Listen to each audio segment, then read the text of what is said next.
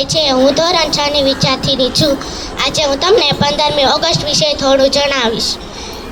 તિરંગા સાથે અશોક ચક્ર એ બે વિશાલ છે।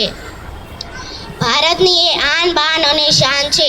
15મી ઓગસ્ટ 1947ના રોજ લગભગ 200 વર્ષ અંગ્રેજોની ગુલામી સહન કરી દેશ આઝાદ થયો, જેની ખુશીમાં દર વર્ષ 15મી ઓગસ્ટના દિવસે સ્વાતંત્ર્ય દિવસની ઉજવણી કરવામાં આવે છે। લાંબા સમય સુધી અંગ્રેજોએ આપણા દેશમાં રાજ કર્યું। આપણે પરમતંત્ર હતા, ગુલામ હતા। આપણો દેશ સ્વાતંત્ર્ય થાય એ માટે મહાત્મા ગાંધી અને બીજા નેતાઓએ પ્રયત્ન કર્યો। સ્વાતંત્ર્ય મેળવવા કેટલાય શહીદો થયા।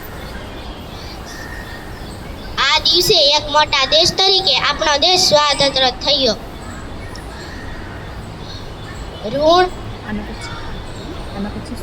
ऋण है शहीदों का मगर कैसे इसे चुकाए, लहू की जब तक बूंदे है तिरंगा हम लहराए।